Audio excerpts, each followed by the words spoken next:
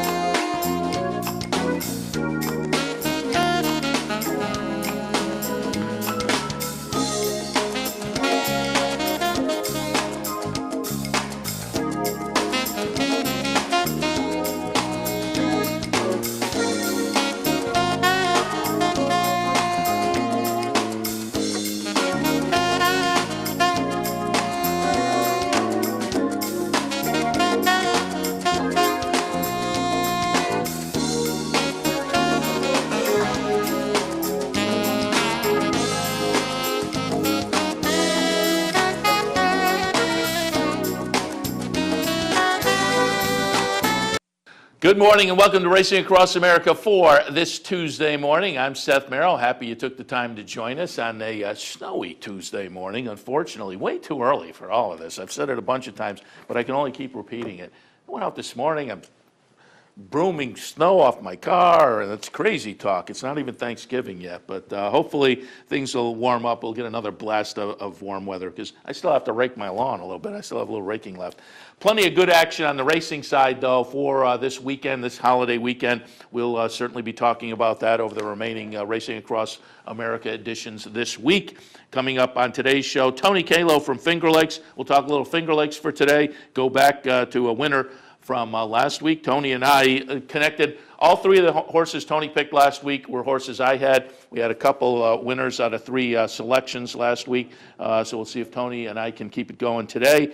Gary Johnson from Beulah Park. Gary had a couple of winners as well the other day, and Michael Chamberlain. Michael Chamberlain had a nice winner out of a couple he selected last week as well. So with Michael, we're also going to look at one of the horses, because he had a winner last week that I'm sure coming out of the gate, I'm sure at the top of the stretch he thought was going to be a long shot. So we'll look at that. But also they had a couple of stakes races of note at Turf Paradise over the weekend. We'll talk just a little bit about that, a little interesting on the breeding side of things perhaps. All of that coming up on Racing Across America for this Tuesday. Hey, it's Tuesday, and tomorrow being Wednesday means Kentucky Derby Future Pool. Can that be? Yes. The all-time earliest Kentucky Derby Future Pool, it was announced a month or so ago that there would be a 2-year-old season version of the Future Pool. I said I will be interested to see how it shakes out, what the eventual handle is on this, and more importantly, what all others winds up as. The field has been drawn for the Future Pool. It opens tomorrow. And it's interesting. They've changed up the rules, the schedule this year. The future pools, and this future pool runs the 27th through Saturday, November 30th. The second pool runs Thursday, February 6th through the next Saturday. Then they're all the third pool, Thursday the 27th, the fourth pool, Thursday, March 27th, and they all end on Saturday. But they end on Saturday specifically before any, this weekend it's 2-year-old stakes races. The next few that will be after the first of the year, before the 3-year-old Derby prep races. They end before them on Saturday. Typically, the Kentucky Derby pool had closed on Sunday and gave folks a chance to look back at the Saturday results on those particular weekends. But they're changing things up. And this year they will close. There's a couple of stakes races, of course, the Remsen, and down in Kentucky, the Jockey Club. And the wager will close post time of whichever of those two races goes first. So they don't want you to see the results of those races before betting closes. Interesting little twist on the wager this year. All others, Mike Battaglia, the lines maker down there at Churchill Downs, has made all others the morning line 2-5 favorite. And not shocking, because this far out from the Kentucky Derby, to take a shot on one of these other 23 individuals, I'm looking now at the morning line. I'd take those odds for these horses to make it into the gate. So all others, I think, is going to be jumped all over. But what kind of a price do you take? 2-5 or 1-5. There's not a whole lot of excitement there. I think you may get people who are jumping in, some whale type people who maybe will hedge bets with something, but at 2-5 or 1-5, are you even able to do that successfully? But morning line, all others in the Kentucky Derby future pool this weekend, 2-5 on the morning line.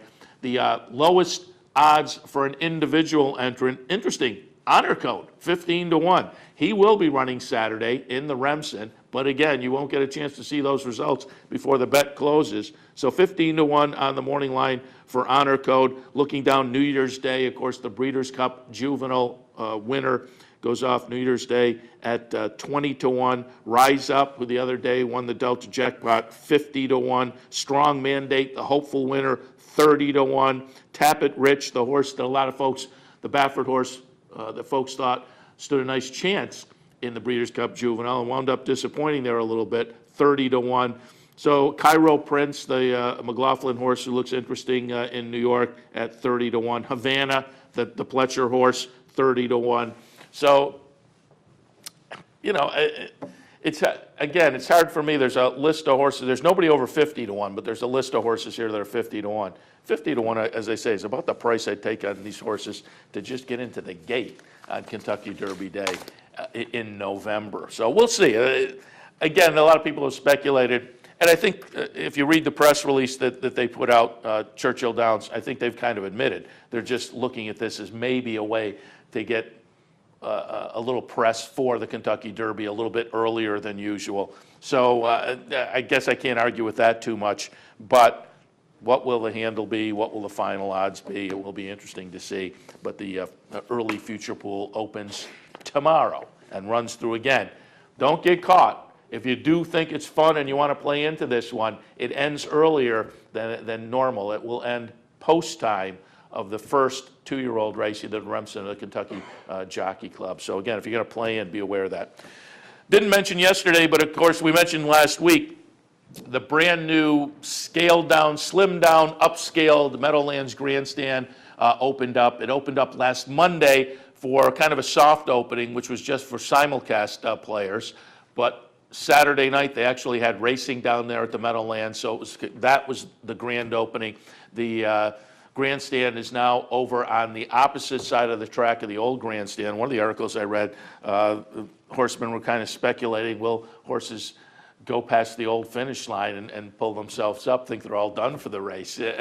I'll be curious to see if that does happen. If there's some old veteran that has been racing at the Meadowlands for years and years and years, I think horses are kind of creatures of habit. So when the old finish line is now on the backstretch of that mile track. So as they go past that, and that old grandstand is still there currently, it will be raised sometime in the new year.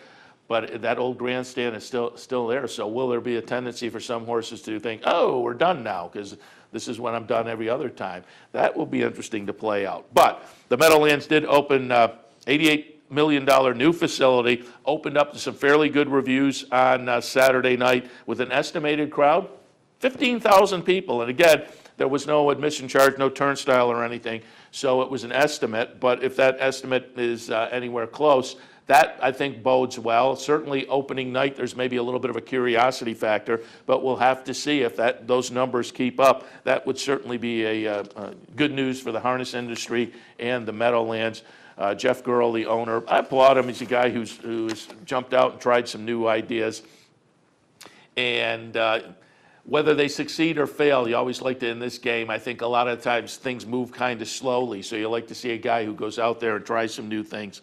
This new facility, again, has scaled down. It's 21st century facility where you get crowds. You're not getting the crowds you got in the old days. It's a little bit less, but hopefully the smaller crowd in a smaller facility still has that buzz and feel. But as I said earlier, they've slimmed down the facility. They've upscaled it, though. There's a nice nightclub in there and sports bar kind of facility. So hopefully it'll turn out okay. It was interesting last week. girl was a little bit disappointed. I don't blame him. He's quoted in an article I read last week. I'm extremely disappointed at the lack of support by the trainers on such an important night. And they had to keep their entry box open an extra day at the Meadowlands because they just did not get enough entrants. After Girl came out and expressed his disappointment, subsequently the horseman jumped in. The next day, Girl said, "Hey, I'm sorry if I came off too strong." But I don't blame him. It's opening night, a brand new facility, and they can't get enough entrants. I mean, I think the horsemen have to support. Again, this is a guy who's trying to inject some new ideas into the game. The Meadowlands is really a cornerstone of the harness industry. Horsemen kind of have to step up and support this guy a little bit, particularly on an opening night like that. It took an extra day. Again, they did wind up getting all the horses they needed there, but I don't blame Jeff Girl at all for being a little bit disappointed with the way things kind of shook out coming into that opening night with the entry box having to stay open an extra day. Just want to tout you to an interesting article, and I have it linked on Equidaily today. With the Cigar Mile coming up on the weekend, the Very Good Cigar Mile, nice little history article in the Racing Form that talks about Billy Fox, who is the brother to Tammy Fox, of course, the partner to Dale Romans, and Billy Fox, going back to the inaugural NYRA Mile. It was the NYRA Mile before it became the Cigar Mile. Going back to that inaugural 1988 NYRA Mile, I'd forgotten all about this. Every once in a while it gets brought up in an article, and I remember I was a racing fan at the time, so I remember it, but it's so long ago you don't think about it often. There was actually a jockey strike that lasted about 2 weeks, and Billy Fox was a jockey that came in from out of town and crossed the picket line. The jocks were out striking. The Jockey Guild was calling for a strike to get better compensation in certain areas and race riding compensation. They were on strike. Billy Fox crossed the line, as did a number of jockeys. There was some bad blood that hung around after the strike ended. But Billy Fox put on the favorite 49er for Woody Stevens. So it was a big day for him. And he said, "You know what? I wasn't a member of the Jockeys Guild. I don't regret it at all. I went, I rode, I won the race." And it's just an interesting, again, look at history. And they talked to Billy Fox today about it, 47 years old now, not riding anymore. He's kind of a restaurant entrepreneur now. But an interesting article in the Racing Forum worth taking a look at. Title, "Fox Has No Regrets About Crossing Picket Line to Ride an Inaugural NYRA Mile." Subsequently, in the article, they also talked to another jockey who does regret crossing the picket line. And you could see where that would be certainly a divisive kind of a situation.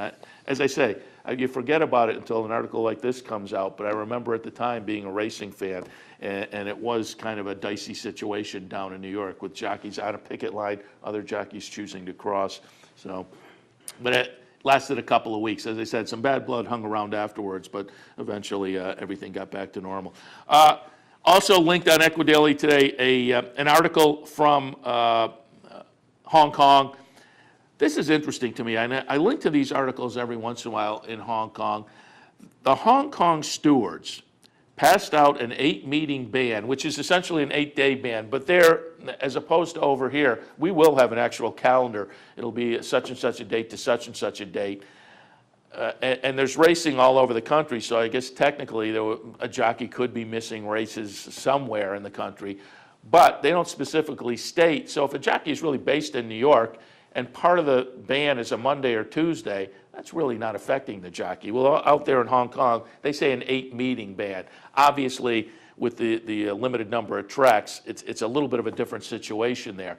But what that means is if they're not racing in the country, the ban isn't in effect. You're going to miss 8 racing days. So right there's a difference over in Hong Kong. But what struck me was the Hong Kong stewards handed jockey Jackie Tong an 8-meeting ban for showing insufficient, quote, vigor and purpose on riding his horse in one of the Hong Kong races. I've got this linked on Equidaily today. I have a link to the chart where the comment is made about the rider and also the video replay so you can look for yourself.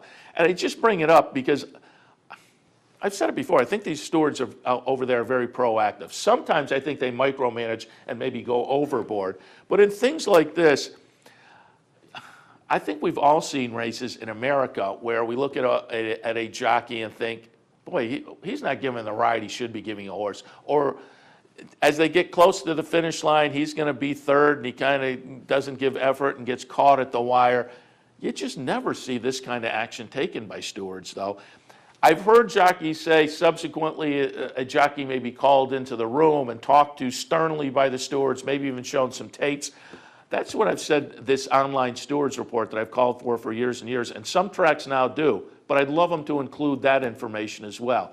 What they include is there was an inquiry, it went this way or that way, but I would love also, hey, this jockey, we were a little upset with the performance, we called him in the next day, we watched some films. I think that's important too, to let the betting public know, hey, we the stewards are paying attention. It may not have been an official decision, but we looked at the guy and let him know that we noticed that maybe the ride wasn't given the effort we'd like to see. But boy, you never see suspensions like this over here. And so, again, I like that proactiveness. As I say, sometimes I think the Hong Kong stewards might go overboard a little bit and might micromanage, but occasionally I'd like to see the stewards over on this side of the pond maybe hand out a little bit of a suspension occasionally for some of those rides we do scratch our head about, and just let jockeys know we're paying attention, guys, so make sure each and every time out there, don't forget, now with trifectas and superfectas, you got to ride through the wire. All right, we're going to head to the first break. I did note earlier this week, yesterday, also talked a little bit about it on Sunday as well, but Gentle Donna in Tokyo Racecourse on Sunday in Tokyo, Saturday night for us. Gentle Donna, super filly, super 4-year-old over there, won the Philly Triple Crown last year, and then stepped up against older horses to win the Japan Cup, Grade 1 Japan Cup last year. Subsequently has had a good year as a 4-year-old, went over to Dubai earlier this year, did Gentle Donna from Japan, ran second in the Shima Classic behind St. Nicholas Abbey. Saturday night for us, Sunday over in Japan, Gentle Donna wins the Grade 1 Japan Cup, becoming the first horse ever to repeat in that event. Not only repeat, but won it back-to-back. Ryan Moore was the rider. We remember him from a couple of nice wins in the Breeders' Cup here a couple of weeks ago. We'll watch the entire Japan Cup as we go to the break. It will have English commentary, so you'll be able to follow. Gentle Donna has a blue, almost purplish cap, red shirt, yellow striped sleeves. Gentle Donna will be the number 7 horse.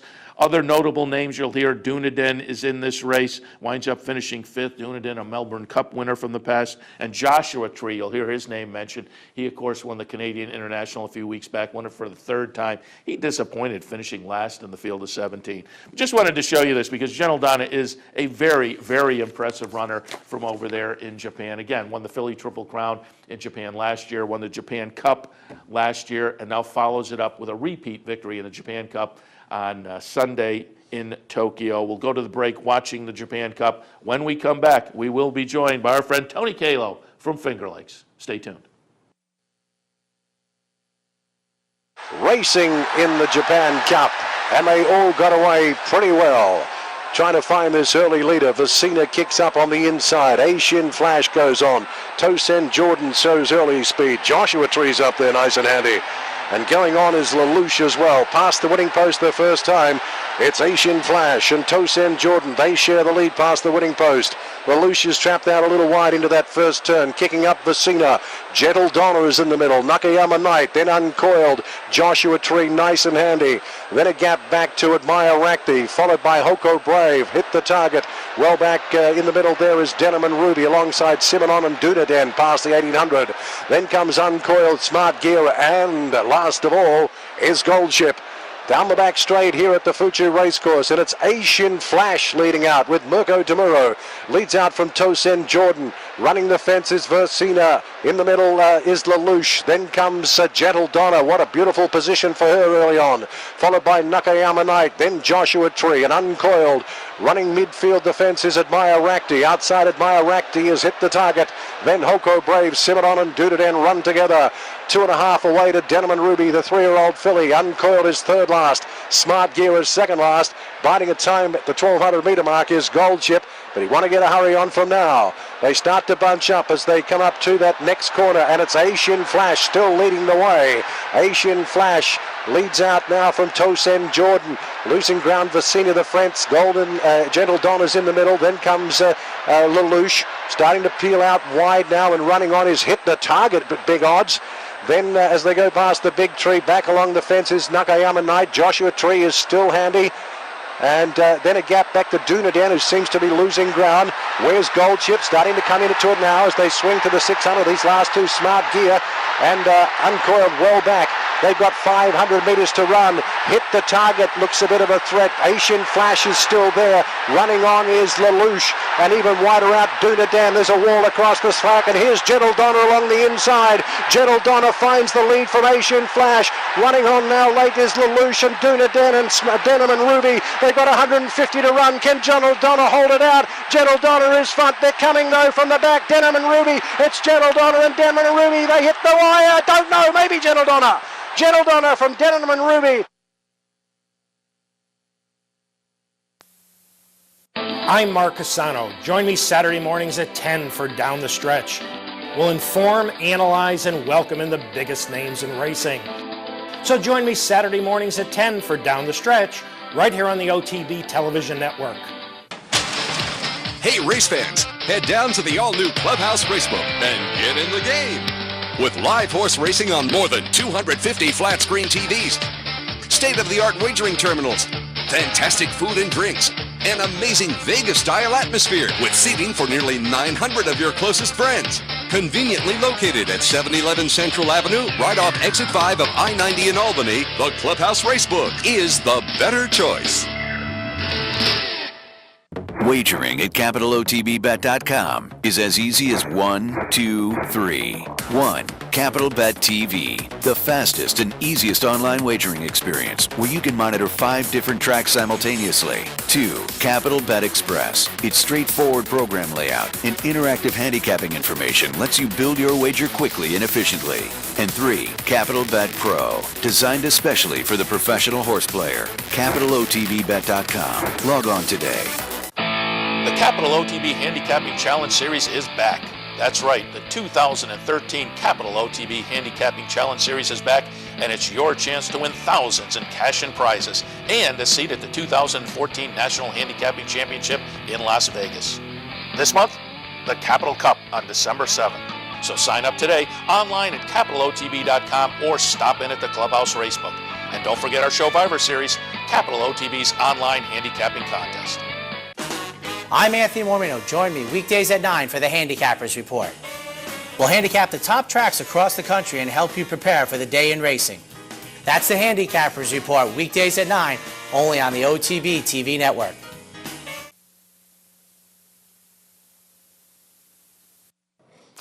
Good morning and welcome back to Racing Across America. Seth Merrow in the studio, joined by phone now as we are every Tuesday. Happy to be joined by Tony Kalo from Finger Lakes. Good morning, Tony. Good morning, Seth. And we were talking a little bit during the break. It sounds like you folks are featuring the same weather we're getting up here in the Albany area, out there in the Rochester area. Yeah, it's no good. I'm not happy about it. You know, here's a kid who grew up in California, and this is what you guys got to do to me, huh? Yeah. I was just looking through the newspaper this morning, and that had one of those models on the beach, and I'm thinking, oh, she must be in Maui or something. No, she was out in Malibu. And in a bikini, and I'm thinking, what's with California? That's crazy talk. I mean, it's still November. You shouldn't be out there out walking on the beach. But, yeah, California, a little bit of a different scenario. Although I will say, and I've said it for the last few days, it's a little bit of crazy talk that we're getting this weather this early. It's not even Thanksgiving. I know. I said that to somebody yesterday. You know, I grew up in Northern California. It's a big difference from L.A. Northern California pretty much gets 4 seasons. You know, I grew up outside of Oakland, and we get cold in the winter, obviously no snow, but I told one of the stewards yesterday, I've been here in New York since '08, and I cannot recall it snowing before Thanksgiving. Maybe the night before my first year before Thanksgiving, but this is a little early. And granted, Thanksgiving is a week later this year, but still, it's unacceptable. Yeah. I like that. It is unacceptable. You're absolutely right, and I'm going to lodge a complaint. I don't know with who, but I will be lodging a complaint. All right, Tony, let's get to some of the racing action. And before we talk about today, I just wanted to go back to yesterday. You noted a few weeks ago when the Twin Towers, when you and I have a meeting of the minds, things can tend to turn out all right. Well, subsequently, last week, all three of your selections were horses I had on top, and two of them got the job done. And I'll pull out the one that gave the best payoff. Race number 1 at Finger Lakes last Tuesday. I have the stretch run, Financial Storm, who both you and I mean, Simon Husband's on board, so obviously you have one of the hot jockeys out at Finger Lakes. You had buyer figures that certainly said this horse was absolutely logical, and Financial Storm, as we see coming down the stretch, gets it done at 7-2. Nice $9.60 for the first of our 2 out of 3 winners last week. Unbelievable. What a great price. And, like I was telling you on the break, Seth, who needs to work out? Who needs HGH? All you have to do is pick winners and pat yourself on the back. That's how you get the Python, the Hulk Hogan side. Yeah, and that's what it's all about. I mean, it's a meeting of the minds is the pari-mutuel game. So you should be patting yourself on the back, and I'm patting myself on the back as well. And it was a nice day out there. I said, I did the handicapping report earlier today, and I said in a week and a half, whatever it is, I am going to miss Finger Lakes because for the last couple of months, I've been on fire. I was 6 for 9 yesterday again, and I've been like that Mondays and Tuesdays. I look at Finger Lakes, and I've just been in 2. Now, granted, a number of those were some short prices, but like yesterday, I had the $13 winner, and that was my top pick. My third choice ran second in that race. It was an $84 exacta. So if you shop around, there's some value out there too. Yeah, there is. I have a friend of mine who texts me every once in a while. He wants some winners, and yesterday I was able to provide him with some nice winners, and got the late pick 4 in for him. And as I assume your $13 horse was Dahlgren Chapel on the stretch out. Yeah, you got it. Yeah. That horse is going really good. He's got some past class, and Finger Lakes has been somewhat formful of late, in my opinion. I've even been able to pick a few winners, and I've struggled over the years at my own track, which I'm sad to say, because every racetrack I've been at, and I've been at a lot of them on the West Coast and in the Southwest, I can pick winners regularly. Finger Lakes gives me a lot of trouble, but the last couple of months, I think we've been a little bit more closer biased, and that seems to work into my handicapping. And it's been fair. You can get a lone speed horse like Southern Rocket yesterday, control the pace and win nicely. You can get horses dueling and setting it up for late runners. I think it's been a very, very fair racetrack of late. A little bit more towards closers the last couple of months. Yeah, and I'm with you. I also, over the years, have liked closers a lot, and it's taken me years and years of handicapping to realize how dangerous speed is, obvious to many other people, but I always have liked those closers. And I talked earlier that one of my favorite horses all time was Forgo, who had that style. Maybe that's played into it. And that's why you and I talked about it last week. A week ago yesterday, last Monday, I was confounded because that track was so speed favoring, but seems to have evened out now since, and is playing a little more fairly. All right, Tony, let's take a look at some of the racing for this afternoon and see if there'll be a meeting of the minds again over the 3 you're going to take a look at. We'll kick things off in race number 5, 4,500 claimer, non-winners of 2 lifetime, and they're going 1.70 miles. Before I get into this, I just want to let the fans know one thing. Finger Lakes is a very, very biased racetrack in the sense it has biases that work from race to race, day to day, week to week, and it's very, very important that you do follow that. I think once you kind of get on what the track is doing any particular day, particular week, then you have a fighting chance as long as you're pretty acquainted with all your company lines. So I got that out. In the 5th race, I love the 1, Au Soleil. This horse was the best on the 13th of November. Had to come down. The horse drifted out under left-handed urging. Had to be disqualified. But he was never a threat. She was never a threat to lose the race, in my opinion. I think today is the day for her. She has no excuses this afternoon. It's a field to her liking, and Au Soleil is my top selection in the 5th race.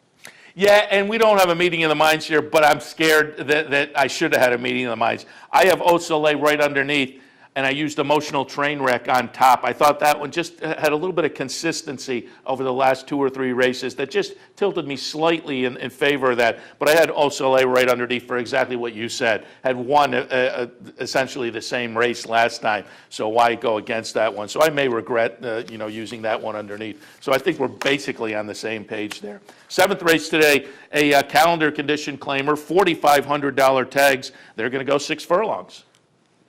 and they're going to go quick early, no question about it. Sertori is very, very fast. Look at his race at Saratoga. He's good enough, quick enough to go 21-3 against first allowance state-race competition at Saratoga. Granted on the turf, this horse is very fast. Seek to Destroy is very, very, very fast. Rico Capote has enough speed to mix it up, although I don't think he's quite in their level.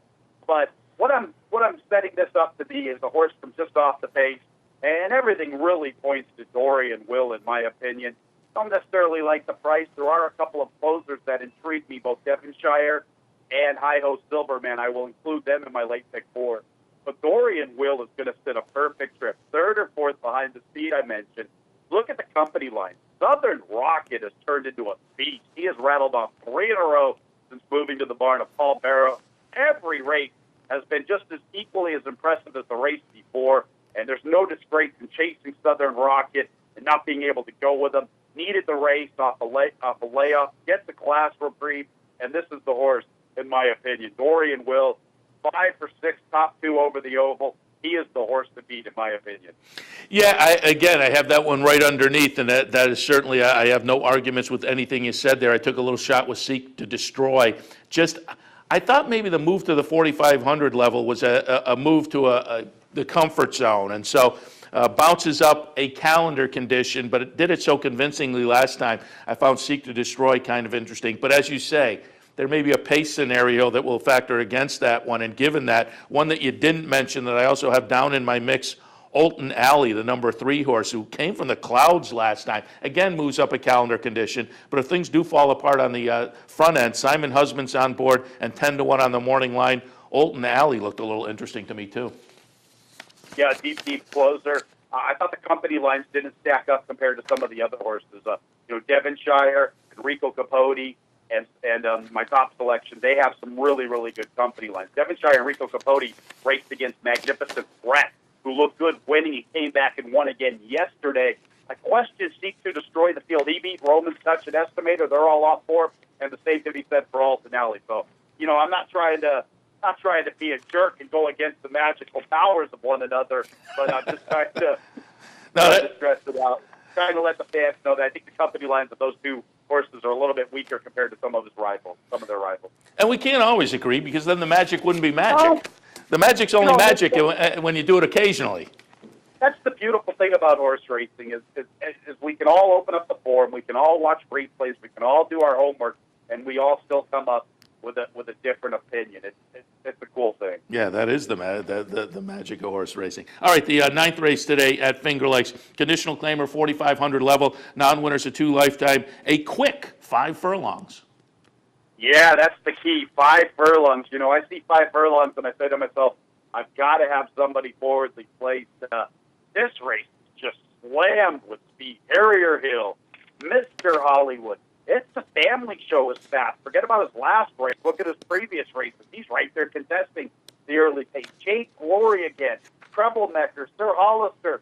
It is all shaping up for a couple of bombs, in my opinion. 6 and 7. Lower East Side came home very good, 2 back against Song for Saichi.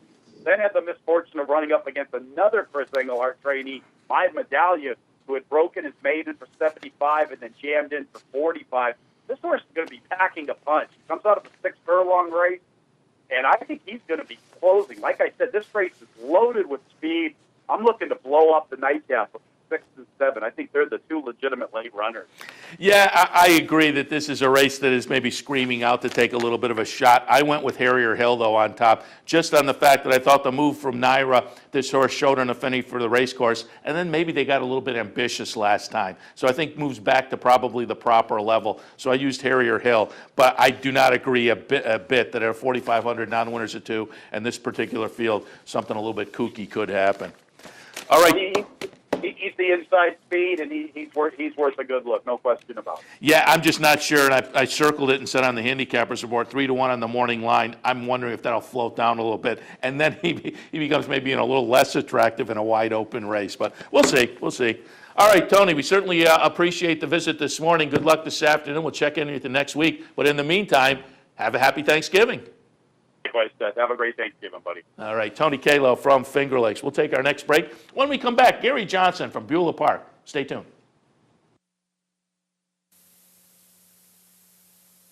The future of online betting is here, and only at the all-new CapitalOTBBet.com. CapitalOTBBet.com delivers a state-of-the-art wagering experience found nowhere else in horse racing. CapitalOTBBet.com. Log on today. Fascinated by the world of horse racing?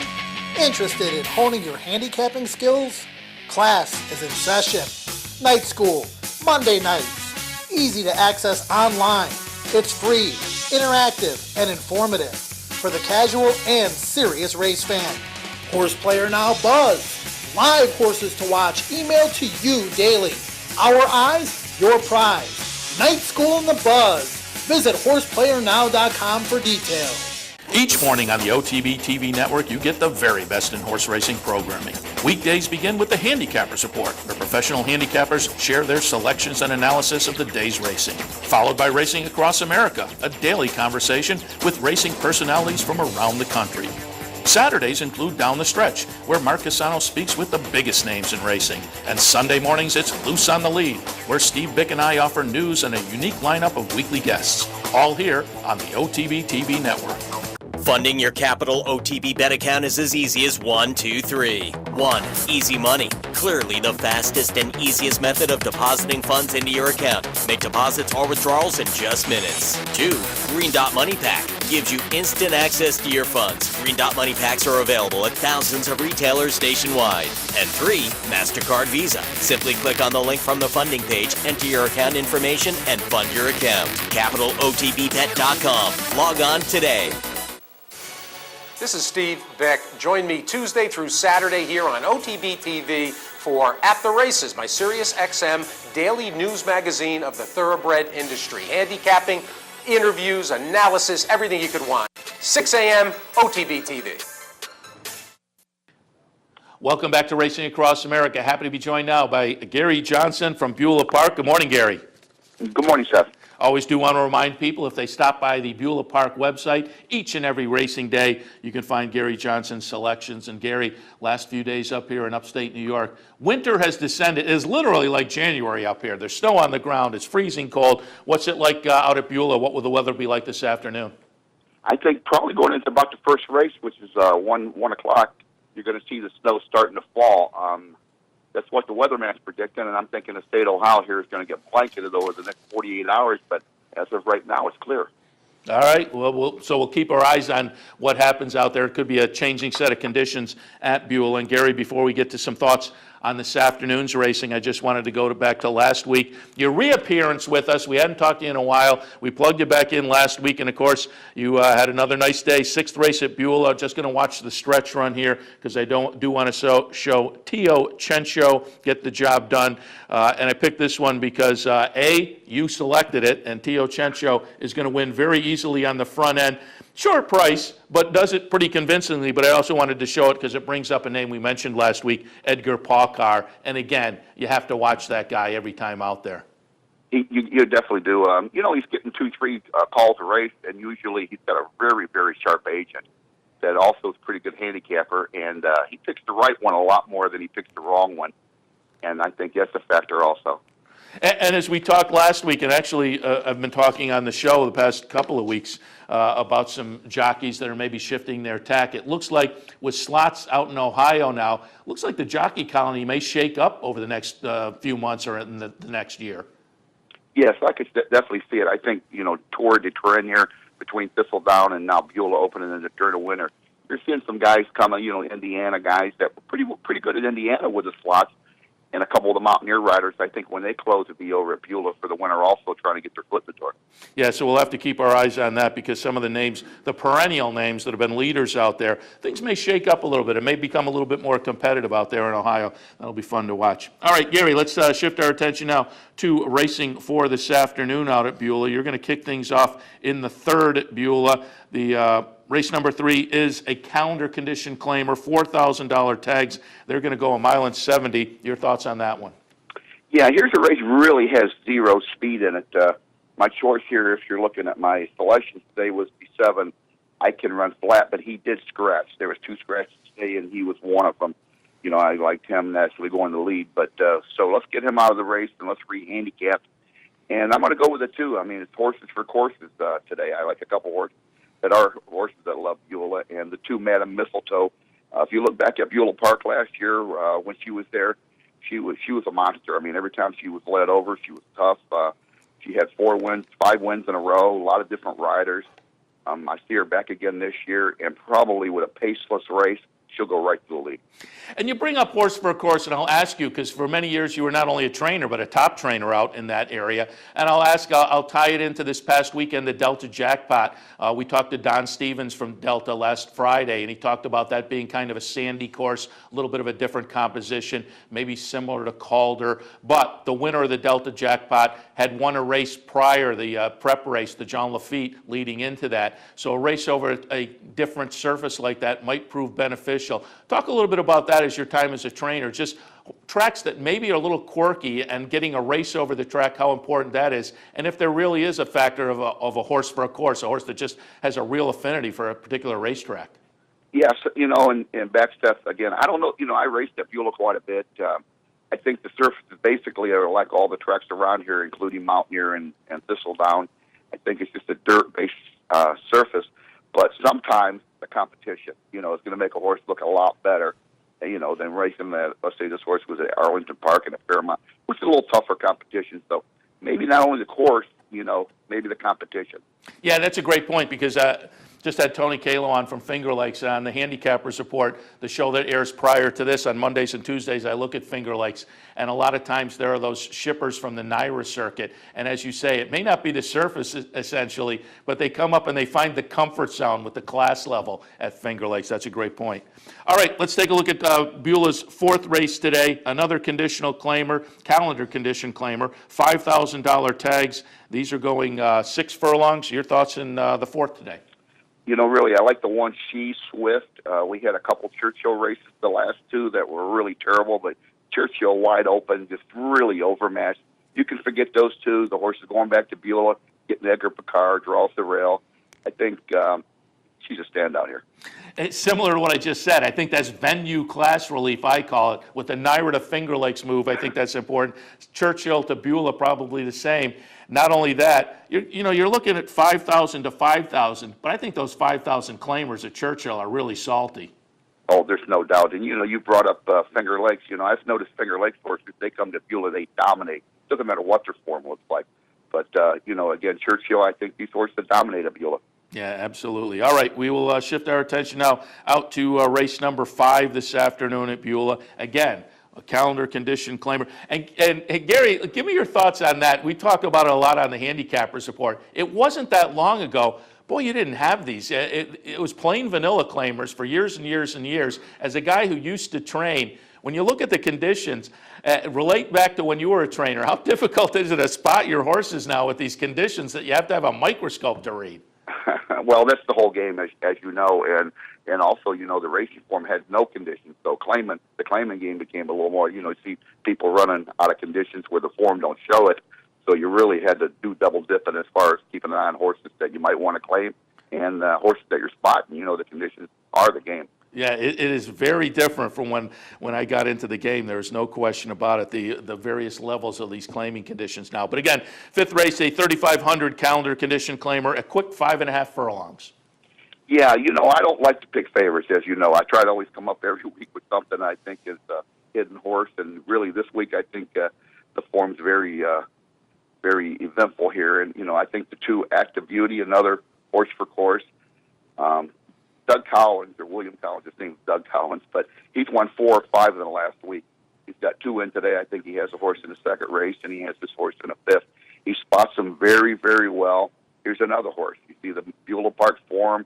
I mean, I think she's just the best horse, and she should handle these really, really no problem. And we spoke about jockeys before. Interesting, shipping in, I guess taking advantage of that bug and getting as many rides as possible. Dylan Davis, Robbie Davis's kid. And, of course, Robbie also the father to Jackie Davis, who typically rides most of the season up at Suffolk, but occasionally in the wintertime will go down to New York. We've seen her ride at Saratoga before. And Robbie Davis, of course, a favorite on the New York circuit for years and years and years. But Dylan Davis, who's doing pretty well as an apprentice.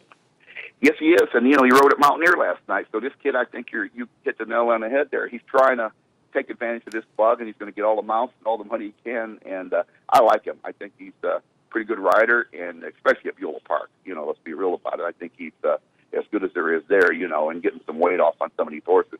And I do see Collins put him on both his horses today. And when you get a high percentage trainer like Collins, he's 35, 36%, and he rides the bug more, he's paying attention. Yeah, absolutely. And as I say, Dylan Davis gives us a little rooting interest up here as well. All right, we'll head to our break now. But, Gary, we certainly appreciate the visit this morning. Good luck this afternoon. We'll talk to you next week. And as I've been saying this week to all the guests, happy Thanksgiving.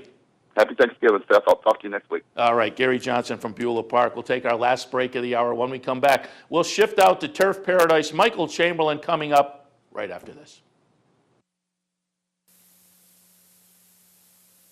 I'm Jeff Carl. Join me Saturdays and Sundays at 9 for the Handicappers Report. We'll handicap the top tracks across the country and help you prepare for the weekend in racing. That's the Handicappers Report. Weekends at 9, only here on the OTB TV network. The future of online betting is here, and only at the all-new CapitalOTBBet.com. With a newly designed and engineered internet wagering platform, enhanced video streaming, additional funding options, and 3 new individual wagering opportunities, CapitalOTBBet.com delivers a state-of-the-art wagering experience found nowhere else in horse racing. Combine that with our all-new mobile website. You have 2 of the most powerful, innovative, and advanced wagering platforms available today. CapitalOTBBet.com. Log on today. Hey, race fans, head down to the all-new Clubhouse Racebook and get in the game. With live horse racing on more than 250 flat-screen TVs, state-of-the-art wagering terminals, fantastic food and drinks, an amazing Vegas-style atmosphere with seating for nearly 900 of your closest friends. Conveniently located at 711 Central Avenue, right off Exit 5 of I-90 in Albany, the Clubhouse Racebook is the better choice.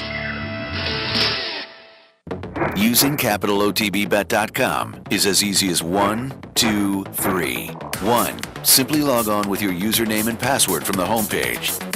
2. Fund your Capital OTB account through our Easy Money, Green Dot, or Visa MasterCard options. And 3. Place your bet on one of our 3 easy-to-navigate wagering platforms, Capital Bet TV, Capital Bet Express, or Capital Bet Pro. CapitalOTBBet.com. Log on today. I'm Steve Beck. And I'm Seth Merrill. Together, we're loose on the lead on Capital OTB, Sundays at 10 a.m. Why should they watch, Seth? Sit down on Sunday, have a bagel, get some great racing conversation. Cream cheese only, no jelly. Sundays, 10 a.m., loose on the lead, Capital OTB. Welcome back to Racing Across America. Tuesday morning means our regular visit from Michael Chamberlain from Turf Paradise. Good morning, Michael. Good morning. How are you? Very good. We'll give you a chance to give us an NV weather forecast because it has to be nicer out there at Turf Paradise than it is here in upstate New York. What's it going to look like this afternoon for racing? Well, we are expecting it to be sunny and in the 70s, low 70s, but in the 70s nonetheless. And we did have some weather. That storm that's working its way east right now, that hit here over the weekend, and it was pretty nasty here Thursday, Friday, and even into Saturday, but we were still able to race on Saturday. We had the track sealed nice and tight, and our trackmen did a great job in getting the surface ready to go. We were actually back on the turf yesterday, which was very good, and so we're expecting to have everything fast and good and ready to go, and we should be in for a good afternoon. And I'm assuming that's the same storm that hit Zia Park and canceled some of their racing. And I have a brother in New Mexico, in fact, in Albuquerque. He shot me some pictures via email. They had a little snow, but how cold did your temperatures get? What will it dip to there in the wintertime? We have seen it get down into the 20s and 30s here as well in the high country and the high areas. I mean, down here in the valley in Phoenix, it very rarely gets too far below 40 degrees, but it does happen occasionally. I've seen some snow in as far south here as Scottsdale, which is still in the north part of the valley, but it's closer to the high hills than it is here in most of the rest of the valley. But we do get our fair share of weather, and last week it actually dipped down into the high I think it ever got to on Thursday or Friday was maybe 52 degrees. Well, yeah, there you go. It's winter every place, but it's nicer winter out there. I would have taken that 50 degrees the last couple of days because it's like January Yeah, here. without the rain, you can still play golf when it's 50 degrees. Oh, absolutely. Yeah, no question about it. But don't mention golf to me. I just said to somebody yesterday, I didn't get a chance to play it all this year. It was crazy. So maybe I'll get a little wintertime vacation and play. Of course, not having played it all, I'll play horribly, so maybe I don't want to do that. All right, Michael, before we get to some thoughts on this afternoon, with all of my guests this morning. Last week was a big week for the guests on the show last Tuesday, and I wanted to pull up a race that you made a selection on from last Tuesday at Turf Paradise, the 8th race. We're going to watch the number 9 Lips. As they come out of the gate, everybody pay attention to number 9 Lips. Went off at 5-2, the 5-2 second choice, so a decent little price there.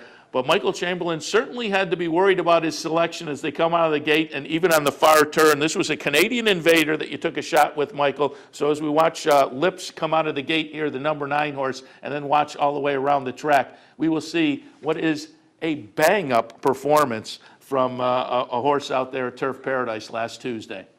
Well, as the horse came out of the gate a little slowly, normally I'll mention something like that in the race calls, but after I saw that, I had just given out the horse at the racetrack, too, as my choice of the day, and I saw, maybe I just want to pass that one by. So, I mean, we let the action develop, and he just, that horse just made a huge move coming around the turn, and you'll notice the horse was still quite wide coming off the turn, was well out in the middle of the racetrack, and while the horse does get up to win, it almost looks like the Lips was going to hang just the tiniest bit and end up not getting there. For a split second, but at the end, Lips actually did come through and get us a winner last week. It was a little more exciting than I expected it to be, but we'll take the winner. And you gave it a great call as they came under the wire too. You really gave it a good call as Lips did get the job done in that race last Tuesday. Also wanted to take a look at a number of features. You had some nice stakes on the card on Saturday. Let the guys rack up one of the Arizona Breeders' Futurity races. The race for fillies, which was the 8th race at Turf Paradise last Saturday. We're going to watch the stretch run and see number 5, Lazy Daisy May, get it done. Nothing really notable here. It was the 2-5 favorite. So Lazy Daisy May is going to come down the stretch and get it done. And I just brought up this race, Michael, because I thought it was interesting. You had 2 2-year-old races, 2 Arizona Breeders' Futurities. And Lazy Daisy May gets it done. And earlier on the card, Rockin' Home and got it done. Both of them sired by Rocky Bar. And I wonder if you could tell us a little bit about that sire out there in Arizona. Rocky Bar is becoming one of the prolific sires here in the Grand Canyon State. Has been producing some very good horses for our races here at Turf Paradise.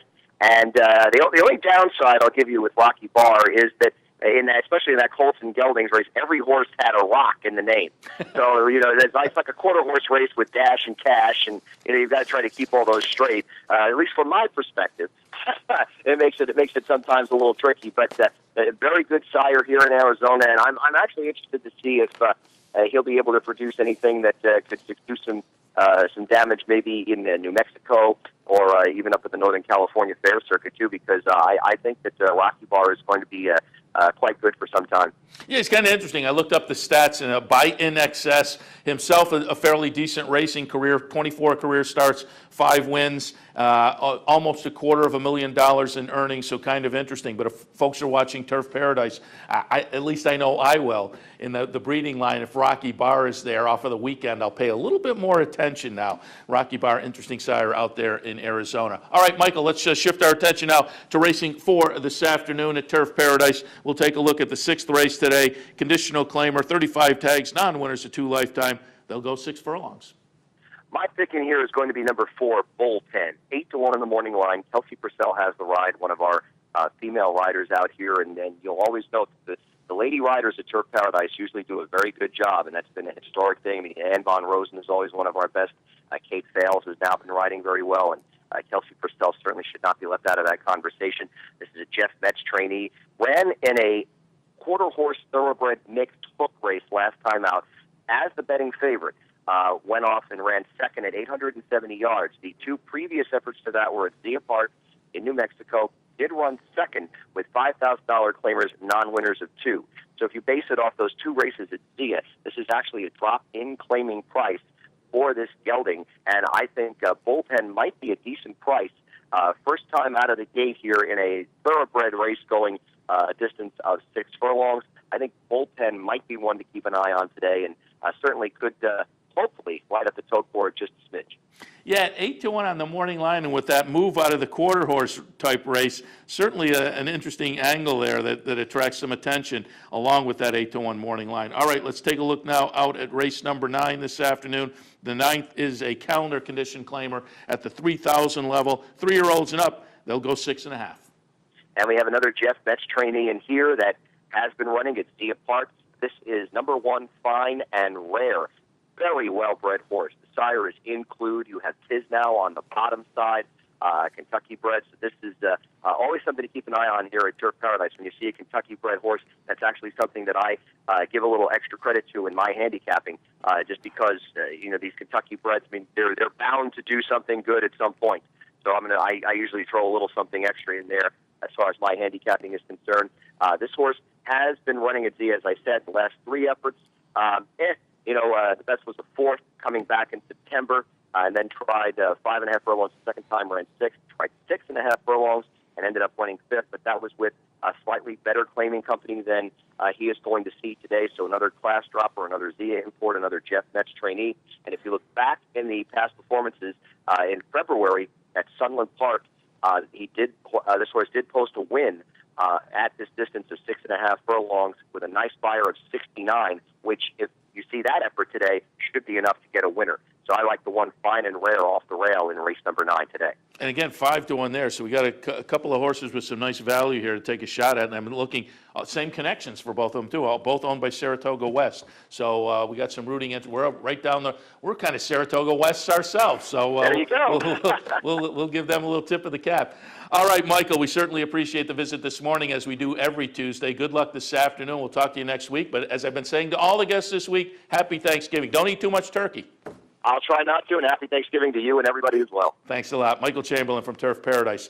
Prior to that, Gary Johnson, Beulah Park. We kick things off guest-wise with Tony Kalo from Finger Lakes, all of which wraps up the Tuesday version of Racing Across America. I'm Seth Merrill, here with Racing Across America every Monday through Friday from 10 to 11 a.m. Prior to that is the Handicappers Report, where we hope to give out some winners. All of that adds up to, hopefully, you'll cash some tickets this afternoon, and we'll see you again tomorrow morning.